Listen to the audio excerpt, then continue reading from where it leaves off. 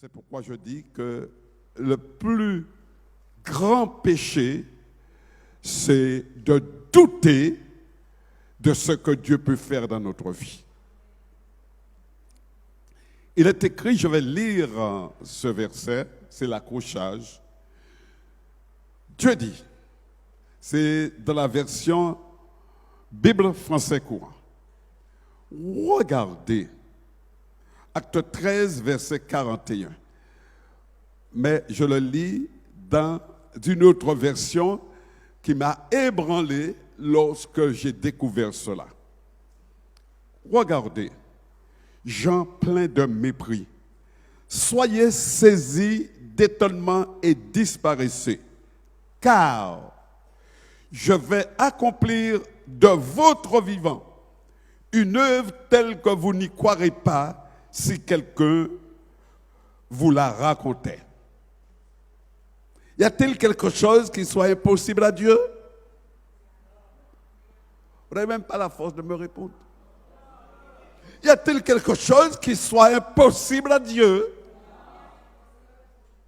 Souvenez-vous de l'histoire de Gédéon, du temps des juges. Sous l'oppression d'Israël, il y avait 7 nations étrangères qui voulaient détruire Israël. Ça n'a pas changé. Ça n'a pas changé. Ma sœur, nous allons même laisser Israël. Mais le Seigneur nous dit, pour la traversée de ce monde,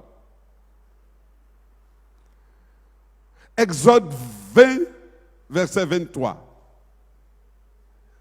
où tu transformes pour moi. Exode 23, 20. Voici, voilà. J'envoie un ange devant toi pour te protéger en chemin et pour te faire arriver au lieu que j'ai préparé. Continue. Tiens-toi sur tes gardes dans Oui. sa présence et écoute sa voix. Ne lui résiste point, parce qu'il ne pardonnera pas vos péchés, car mon nom est en lui. Mais si tu écoutes sa voix, et si tu fais tout ce que je te dirai, je serai l'ennemi de tes ennemis et l'adversaire de tes adversaires. Continue. Mon ange marchera devant toi et te conduira chez les Amoréens, Amen. les Essiens, les Phéréziens, les Cananéens, les Éviens et les Jébusiens, et je les exterminerai. Amen. Amen. Mais bien aimé, les adversaires sont toujours présents. Amen. Et dans la suite des temps, parce qu'il y a une chronologie, dans la suite des temps, Jésus va apparaître et il va nous préparer pour aller dans l'évangélisation. Acte 1, 8. Mais vous recevrez une puissance, le Saint-Esprit survenant sur vous, et vous serez mes témoins à Jérusalem, dans toute la Judée, dans la Samarie et jusqu'aux extrémités de la terre. Amen. Amen. Cela veut dire, chers bien-aimés, aujourd'hui, le Seigneur nous donne une mission. Parce qu'il a dit, mon peuple est nombreux sur la terre. Mon peuple est nombreux. C'est pourquoi je vous donne le Saint-Esprit. Vous recevrez le Saint-Esprit et vous serez mes témoins jusqu'aux extrémités de la terre. Cela veut dire, chers bien-aimés, alléluia, nous sommes les ouvriers avec Dieu. Les ouvriers avec Dieu. Nous ne pouvons pas faire ce que nous voulons, nous faisons ce que lui, il veut. Et c'est pourquoi il est dit, chers bien-aimés, acte 13, verset 41 maintenant, version 8 secondes, reprends-moi ça, s'il te plaît. Acte 13, verset 41. Acte 13, verset 41. Voyez, contenteurs, soyez étonnés et disparaissez, car je vais faire en vos jours une œuvre que vous ne croiriez pas si on ne la rencontrait pas. Amen. Alléluia. Mon frère, ma sœur, jeunes gens, jeunes filles, enfants, vous êtes choisis. Dieu vous a mis à part. La parole de Dieu dit, c'est dans la bouche des enfants que je tire ma gloire. Amen. Chers bien-aimés, le Seigneur, il fait son choix. Il fait comme il veut. Il a choisi du temps des juges où la situation, parce que Israël ne voulait pas vraiment obéir à Dieu, Israël était vraiment dans l'iniquité, eh bien, Dieu a choisi un homme pour pouvoir vraiment l'utiliser. Il s'appelle Gédéon. Et lorsque Gédéon a vu qu'il y avait quelque chose qui se passait, il a dit, mais non, tu t'es trompé. Moi, je suis le plus petit de la maison de mon père. Je ne connais rien aux armes, je ne connais rien. Le Seigneur lui a dit, alléluia. Juge 6, 14.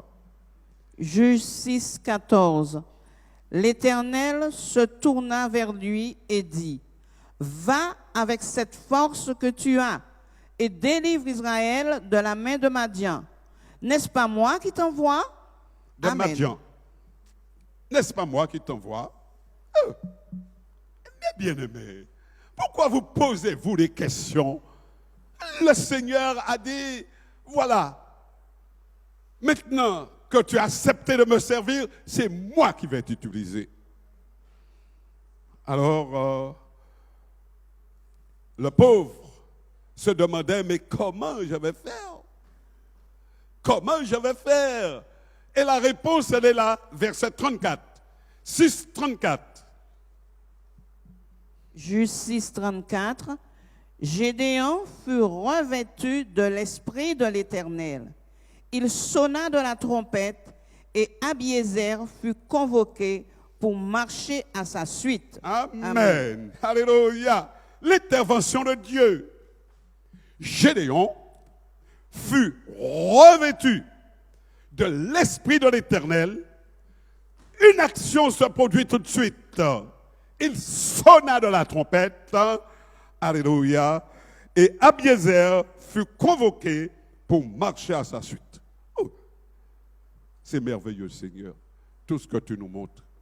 Donc aujourd'hui, le thème, cher bien-aimé, que je vais demander d'écrire sous le panneau,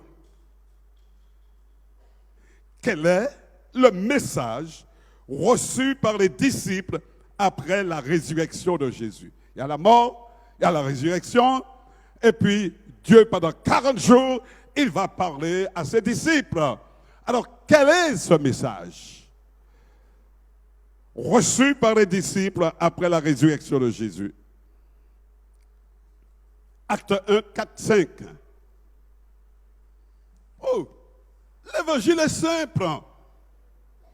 Il est simple, mes bien-aimés. Obéissez et agir. Acte 1, 4 à 5. 4, 5. Comme il se trouvait avec eux, il leur recommanda de ne pas s'éloigner de Jérusalem, mais d'attendre ce que le Père avait promis, ce que je vous ai annoncé, leur dit-il. Car Jean a baptisé d'eau, mais vous, dans peu de jours, vous serez baptisés du Saint-Esprit. Amen. Amen.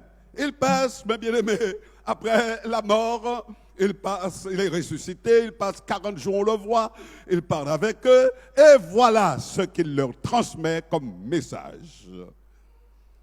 Attendez ce que le Père a promis.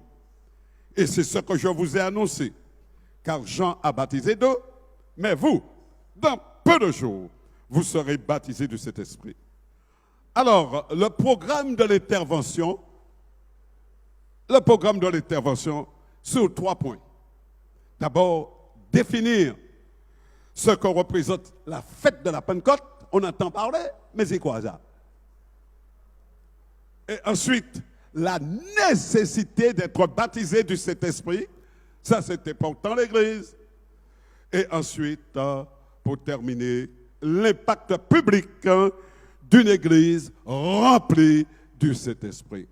Là, vous aurez un modèle et vous ferez des comparaisons pour savoir réellement est-ce que nous marchons d'après le modèle, l'évaluation de l'église dans laquelle nous sommes, notre évaluation propre d'abord, notre évaluation. Amen. La Pentecôte, chers bien-aimés, a lieu 50 jours après la Pâque. Pour le chrétien ou le juif messianique, la Pentecôte symbolise le don permanent du Saint-Esprit à l'Église. Dans le livre des Actes, chapitre 2, nous assistons en direct le récit de l'effusion du Saint-Esprit. La Pentecôte enseigne d'attendre à Jérusalem pour être revêtu de la puissance d'en haut et pour pouvoir aller plus loin. Acte 2. Le jour de la Pentecôte, ils étaient tous ensemble dans le même lieu. Tout à coup, il vint du ciel un bruit comme celui d'un vent impétueux, et il remplit toute la maison où ils étaient assis. Des langues, semblables à des langues de feu, leur apparurent séparées les unes des autres, et se posèrent sur chacun d'eux. Et ils furent tous remplis du Saint-Esprit, et se mirent à parler en d'autres langues, selon que l'Esprit leur donnait de s'exprimer. Or, il y avait en ces jours à Jérusalem des Juifs, hommes pieux, de toutes les nations qui sont sous le ciel. Juste arrêter là. À Pâques, nous voyons cela, et à la Pentecôte aussi, c'est la diaspora. Les gens sont obligés de monter pour assister à la fête. Oh! Verset 6. Au bruit qui eut lieu, la multitude accourut, et elle fut confondue parce que chacun les entendait parler dans sa propre langue. Ils étaient tous dans l'étonnement et la surprise, et ils se disaient les uns aux autres: voici, ces gens qui parlent, ne sont-ils pas tous galiléens? Et comment les entendons-nous dans notre propre langue à chacun et dans notre langue maternelle? Parthes, Mèdes, Élamites, ceux qui habitent la Mésopotamie, la Judée, la Cappadoce, le Pont, l'Asie, la Phrygie, la Pamphylie, l'Égypte, le territoire de la Libye voisine de Cyrène, et ceux qui sont venus de Rome, juifs et prosélytes, crétois et arabes. Comment les entendons-nous parler dans nos langues des merveilles de Dieu? Merci, on va s'arrêter là parce qu'effectivement, c'est un récit merveilleux où on découvre beaucoup de choses, mais qui était prophétisé depuis, même cette histoire de langue, mes bien-aimés, on appelle ça la glossolalie. On y croyait, beaucoup de gens ne croient pas à ça, la glossolalie. Eh bien, c'est par des hommes aux lèvres balbutiantes et au langage barbare que l'Éternel parlera à ce peuple. Amen. Amen. Amen. Alors, ne venez pas me dire que ça n'existe pas, ceci, cela, lorsqu'on est baptisé. Ça, c'est votre problème. Moi, la parole de Dieu, je demeure dans la parole de Dieu. Ce que sa bouche a déclaré, c'est ce qui se fera. Alors, maintenant, nous pouvons nous poser la question, mais pourquoi je ne reçois pas le baptême du Saint-Esprit? C'est ce que nous allons voir tout à l'heure. Mais c'est une question à se poser, parce que le Seigneur a dit que si vous ne recevez pas le Saint-Esprit, il y a un problème dans votre vie. Ce matin, nous allons résoudre le problème. Parce que, mes bien-aimés, il y a la chair, mais il y a l'esprit. Il y a l'esprit. Vous pouvez prier en esprit, vous pouvez méditer en esprit, vous pouvez faire des choses extraordinaires dans l'esprit. Simplement parce que vous voulez plaire à Dieu. Peut-on dire Amen? Amen? Amen? Amen. Acclamez le roi des rois, le Tout-Puissant. Serviteur, l'évaluation, sortir de l'intellect, sortir de la chair et commencer à fonctionner dans l'esprit. La Pentecôte était la deuxième fête la plus importante de l'année juive. Au cours de cette fête, on procédait à l'offrande des prémices des récoltes à Dieu. Lévitique 23, verset 17. On va aller plus vite. Lévitique 23, 17. Vous apporterez de vos demeures 2 pains pour qu'ils soient agités de côté et d'autre.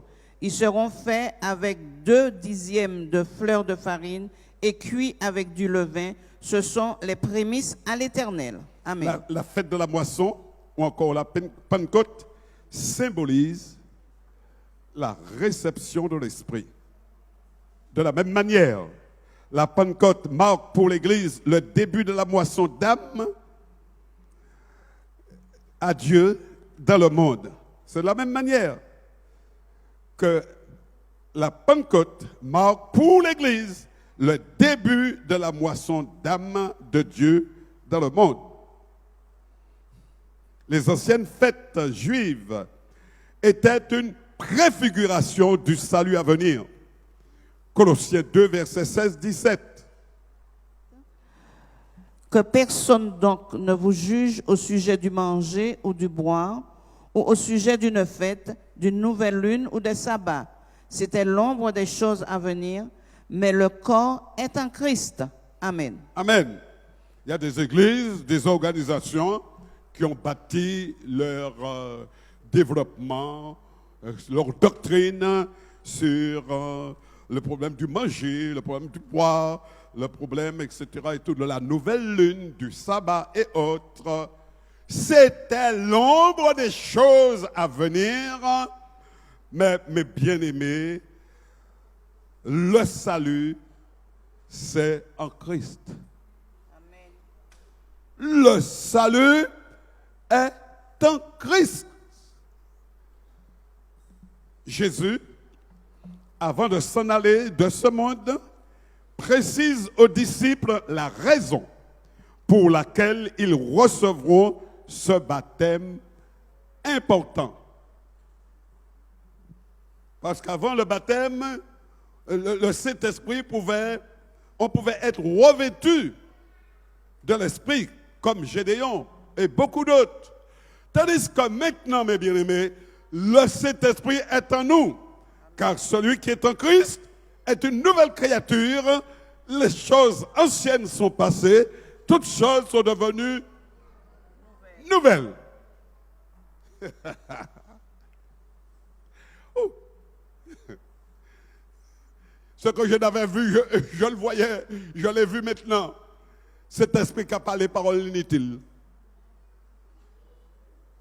Je ne l'avais jamais vu. J'ai essayé de chercher partout, mes bien-aimés. J'ai vu que le Saint-Esprit, c'est l'esprit de vérité. L'esprit de vérité. C'est l'esprit, mes bien-aimés, je dirais, de repentance. Le Saint-Esprit ne dit pas n'importe quoi. Amen. L'évaluation. La parole, mes bien-aimés, c'est aussi surtout lorsque le prédicateur prêche. C'est la vérité qui sort de notre bouche. Et à ce moment-là, cette vérité produit un changement, une transformation, un renouvellement. C'est pourquoi je dirais que l'Église parfois est malade. On ne sait pas ce qu'est le Saint-Esprit. Mais je vais continuer à vous éclairer. Pourquoi le Saint-Esprit? Parce qu'avant, mes bien-aimés, l'Esprit de Dieu pouvait remplir, envelopper, etc. et tous les gens.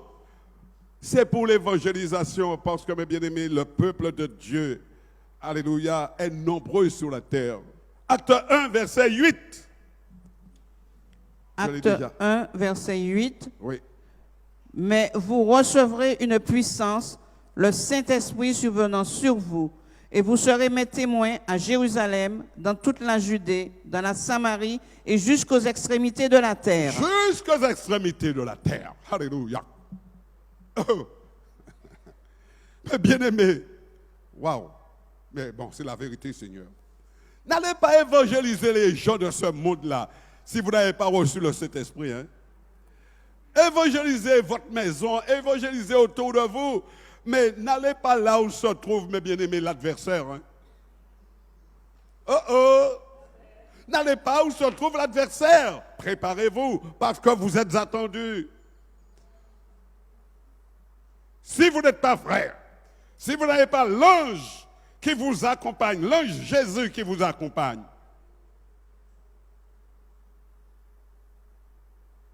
et puis, si vous n'êtes pas réellement dans ce que dit le Seigneur, restez bon kaizot.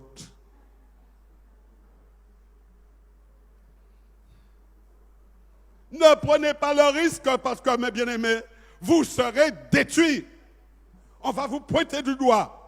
On va mentir sur vous. Vous serez en prison. Alléluia.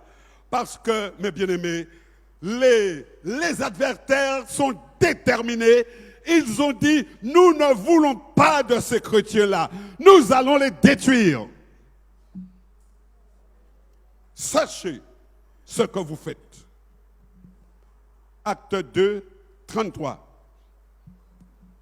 Acte 2, 33.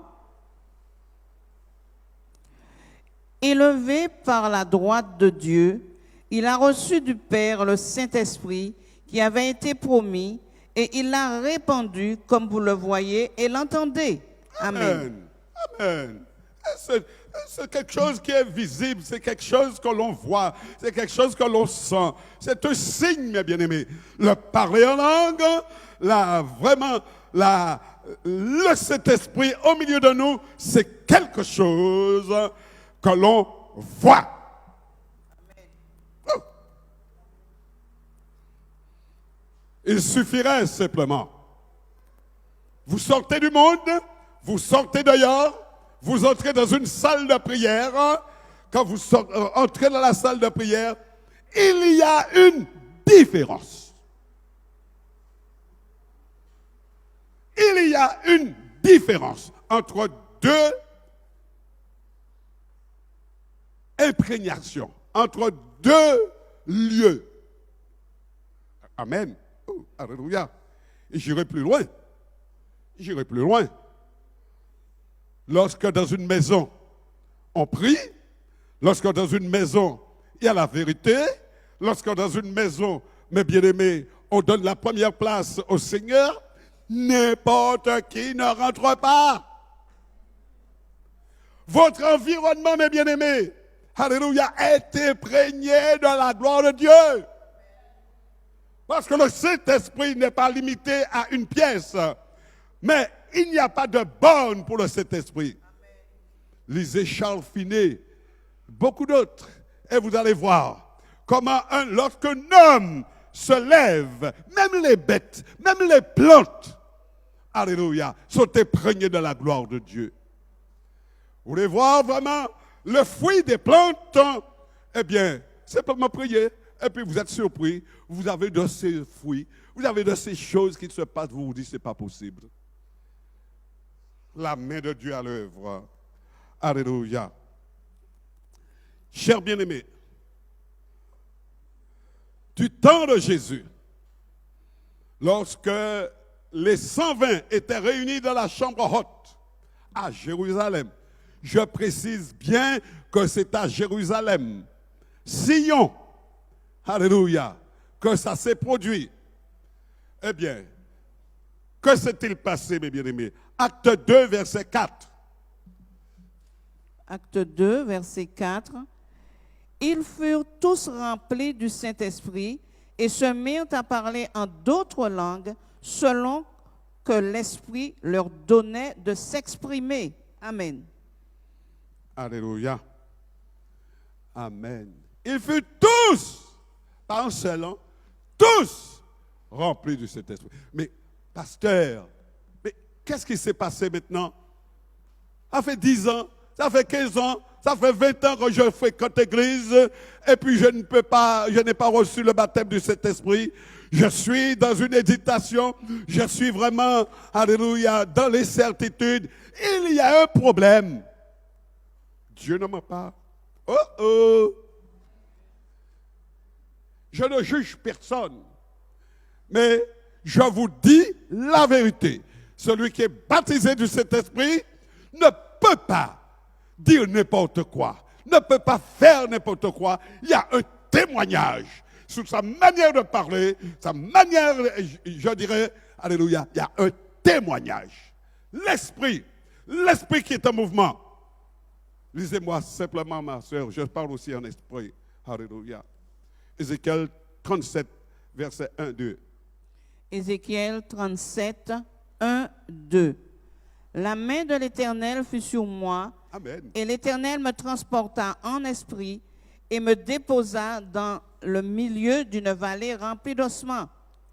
Il me fit passer auprès d'eux, tout autour. Et voici, ils étaient fort nombreux à la surface de la vallée et ils étaient complètement secs. Amen. Amen. Ézéchiel 47, verset 1, 2.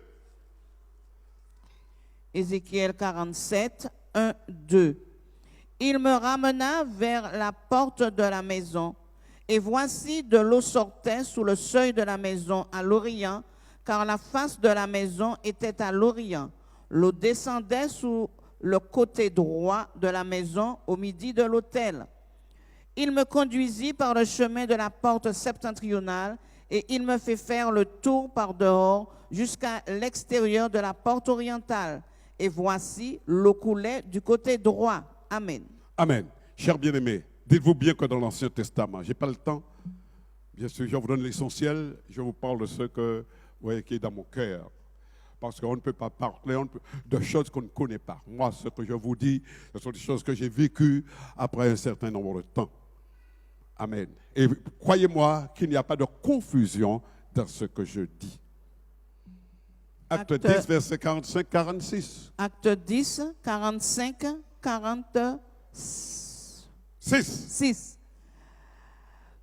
Tous les fidèles circoncis qui étaient venus avec Pierre furent étonnés de ce que le don du Saint-Esprit était aussi répandu sur les païens, car ils les entendaient parler en langue et glorifier Dieu. Amen. Amen. Ça a commencé par l'église de Jérusalem, par le peuple de Dieu, mais tous ceux qui étaient là, alléluia, à un moment bien précis, les païens ont reçu aussi le Saint-Esprit exactement comme le peuple de Dieu. Vous avez lu ça? Amen. Alors, chers bien-aimés, l'apôtre Paul, plus tard, va parler à l'église d'Éphèse, les Éphésiens, pour leur poser une question, pour leur dire, alléluia, vous venez assister au culte, mais l'essentiel, vous devez le chercher. Éphésiens 5, verset 18. Parce que c'était de beaux fêtards, hein, les Éphésiens. Éphésiens 5, 18. Ne vous enivrez pas de vin, c'est de la débauche. Soyez au contraire remplis de l'esprit. Amen. Alors, chers bien-aimés, puisque le serviteur, l'évangéliste, a parlé dans son étude biblique d'évaluation, alléluia, eh bien, pourquoi l'Église a du mal à se développer dans l'esprit? Pourquoi l'Église a du mal à se développer dans l'esprit? Et chers bien-aimés, l'apôtre Pierre va nous donner l'explication. Acte 2, 37, 39. Écoutez bien, c'est important ça. Ça nous concerne. Acte 2, 37, 39. Après avoir entendu ce discours, ils eurent le cœur vivement touché et ils dirent à Pierre et aux autres apôtres, « Hommes frères, que ferons-nous » Pierre leur dit, « Repentez-vous et que chacun de vous soit baptisé au nom de Jésus-Christ pour le pardon de vos péchés, et vous recevrez le don du Saint-Esprit. Car la promesse est pour vous, pour vos enfants, et pour tous ceux qui sont au loin, en aussi grand nombre que le Seigneur notre Dieu les appellera. Amen. La repentance, le pardon des péchés, le baptême d'eau au nom de Jésus sont, d'après les Saintes Écritures, les conditions premières pour recevoir le don du Saint-Esprit. Alors, je voudrais dire à l'Église, heureusement, il n'y a pas de pierre là, et puis même s'il y avait des pierres, ça n'a aucune importance pour moi. Amen. Si vous êtes dans la fornication, dans l'adultère, dans tout ce manger cochon, ne venez pas sauter, etc. et tout cela, parce qu'il y a un problème. Il y a un problème. Et je le dis, puisque j'ai entendu j'ai entendu une parole de connaissance qui m'a beaucoup troublé. Parce que moi, je voulais aller me reposer. Ils me font croire que, alléluia, bon, Seigneur, que ta volonté soit faite. Mais, je dis, s'il n'y a pas un changement, une transformation, une pureté, une position, vous ne monterez pas là et vous ne viendrez pas non plus devant. Parce que ce sont les vrais sacrificateurs, les gens qui ont un témoignage. Ou bien, demander pardon et puis après purifier. Et pas simplement demander pardon seulement. Nettoyez. Nettoyez-vous après un certain temps.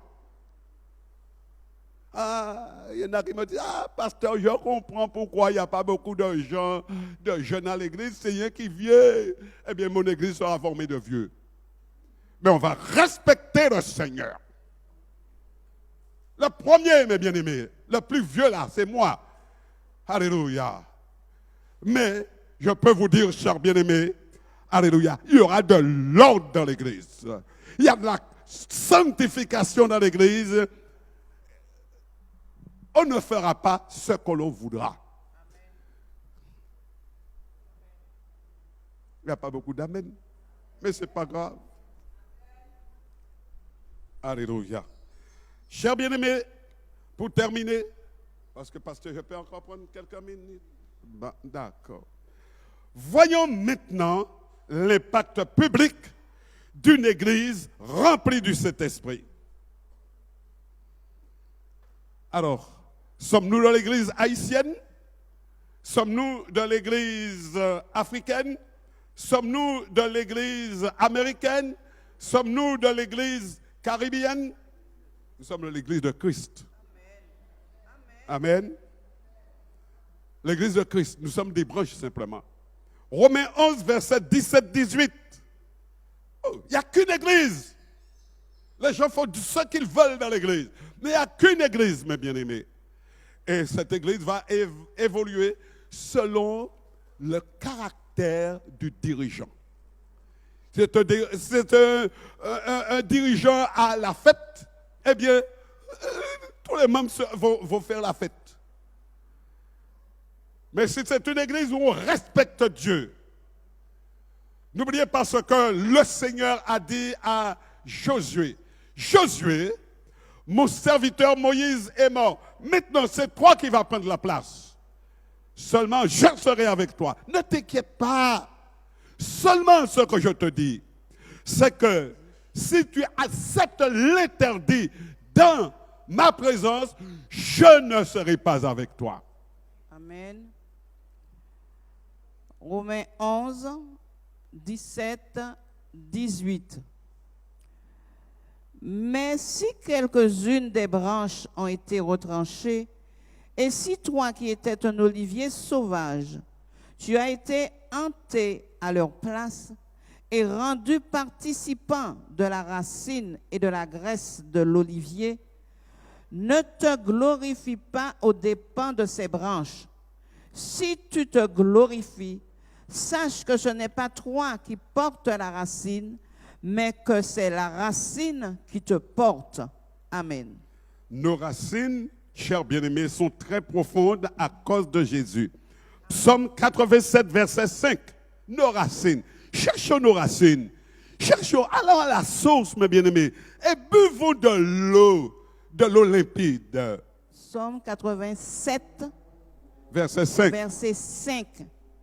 Et de Sion, il est dit, tous y sont nés, et c'est le Très-Haut qui l'affermit.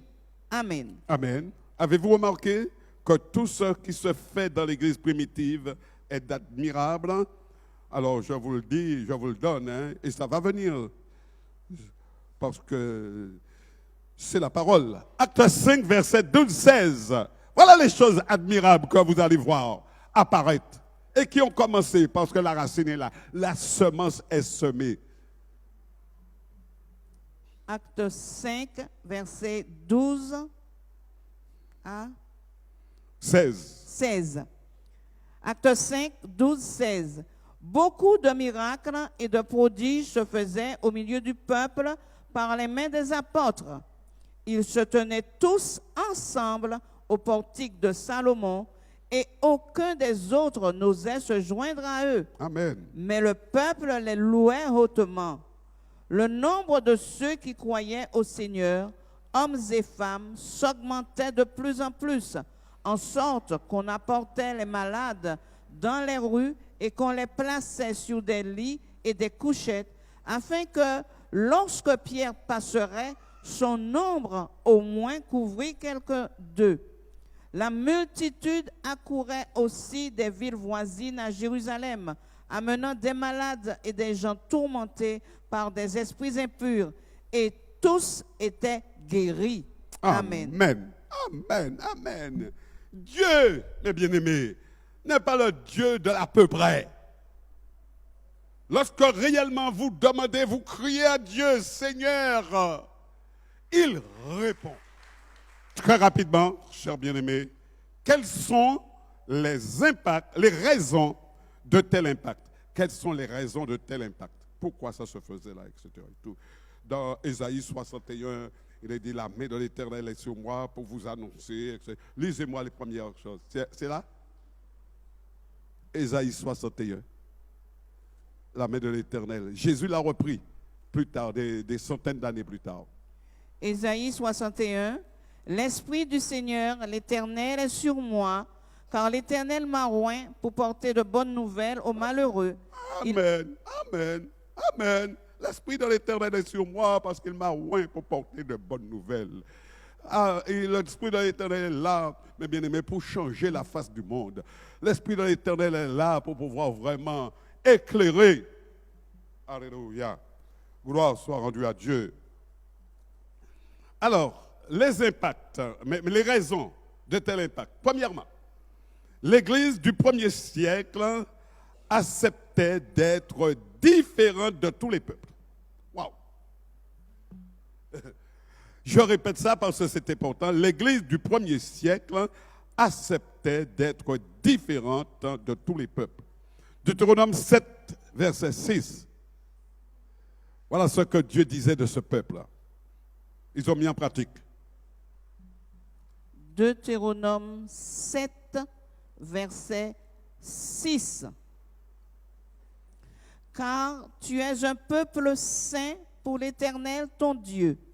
L'Éternel ton Dieu t'a choisi pour que tu fusses un peuple qui lui appartient entre tous les peuples qui sont sur la face de la terre. Amen.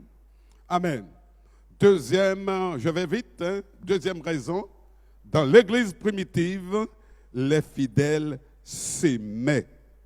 Les fidèles se supportaient et étaient animés du désir de plaire à Dieu.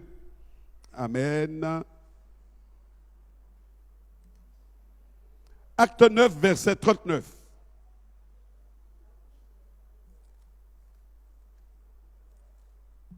Acte 9, 39.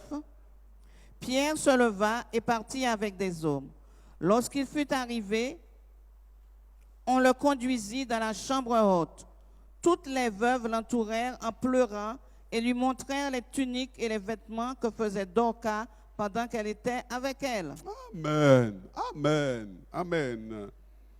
Mes bien-aimés, cette union d'esprit et de cœur caractérisait le caractère essentiel de l'Église primitive, s'aimer. Ne pas dire du mal de l'autre. Respecter l'autre. Encore plus, encore un pasteur, un responsable. Vous croyez que Dieu va accepter ça? Vous venez, alléluia, vous n'avez pas demandé pardon, la cette scène, ou qu'après la... Mais vous étranglez. Vous prenez la cette scène, etc. et tout, sans même, sans... Mais bien aimé, vous risquez de vous étrangler là. Si vous ne demandez pas pardon au Seigneur, pardon à celui que vous avez offensé, eh bien, vous pouvez vous étrangler. Alléluia. Troisièmement, les fidèles rendaient témoignage avec une grande conviction de la résurrection du Seigneur. Amen. Le style de vie de ces chrétiens, ce parfum d'amour qu'ils dégageaient, cette lumière qui émanait d'eux, attirait les païens et agissait puissamment dans leur vie. Guérison, délivrance, restauration, changement de vie, vie nouvelle, métamorphose. Et je vais terminer en disant, chers bien-aimés, avez-vous reçu le Saint-Esprit que vous avez cru? Avez-vous reçu le Saint-Esprit quand vous avez cru au Seigneur? La parole, tout de suite, mes bien-aimés, nous montre le chemin, nous dirige. Romains 8, verset 9. Romains 8, verset 9. Pour vous, vous ne vivez pas selon la chair, mais selon l'Esprit, si du moins l'Esprit de Dieu habite en vous. Si quelqu'un n'a pas l'Esprit de Christ, il ne lui appartient pas. Amen. Si quelqu'un n'a pas l'Esprit de Christ, il ne lui appartient pas. Ah, premier tri. Deuxième tri, mes bien-aimés. Acte 19, 1, 5. Pendant qu'Apollos était à Corinthe, Paul, après avoir parcouru les hautes provinces de l'Asie, arriva à Éphèse. Ayant rencontré quelques disciples, il leur dit, « Avez-vous reçu le Saint-Esprit quand vous avez cru ?» Ils lui répondirent, « Nous n'avons pas même entendu dire qu'il y ait un Saint-Esprit. » Il dit, « De quel baptême avez-vous donc été baptisés ?» Et ils répondirent, « Du baptême de Jean. » Alors Paul dit, « Jean a baptisé du baptême de repentance, disant au peuple de croire en celui qui venait après lui, c'est-à-dire en Jésus. » Sur ces paroles, ils furent baptisés au nom du Seigneur Jésus. Amen. Amen. Vous pourrez continuer. Chers bien-aimés, je vais m'arrêter là en vous disant que vous avez entendu la parole. Vous n'avez pas le droit, je dis bien, de dire autre chose que ce que vous avez entendu. Alléluia. Alors, il y a un homme que j'aime bien, William Seymour, qui est né en Amérique et qui était, mes bien-aimés, appelé par Dieu. Il était noir. On lui a interdit de rentrer, la ségrégation, dans la salle. Alors, on lui avait ouvert une toute petite porte entrebâillée et tout, et il écoutait. Et cette prédication que je viens de vous donner, il l'a su. Et il a cru. Et lorsque l'occasion s'est présentée à lui pour pouvoir vraiment diriger un groupe, qu'a-t-il fait? C'est comique. Il a prêché, mes bien-aimés, le baptême du Saint-Esprit, nécessaire, obligatoire. Et puis il imposa les mains. Et puis les gens étaient baptisés du Saint-Esprit. lui-même, il n'était pas baptisé. Dans sa souffrance, il criait, Seigneur, tu vois un peu, aide-moi. Et le Seigneur l'a aidé. Et lorsqu'il a été baptisé du Saint-Esprit, simplement parce que, mes bien-aimés, il a obéi, il a cru et il a fait ce que Dieu lui demandait. Des gens sortaient, des responsables sortaient de partout, de tous les pays, pour pouvoir venir là où ils se trouvaient. Ils étaient baptisés du Saint-Esprit et ils partaient dans leur pays, et des prêtres, des sœurs, des religieuses, et ils imposaient les mains dans leur pays. Les gens étaient baptisés du Saint-Esprit. Que Dieu vous garde et que Dieu vous bénisse.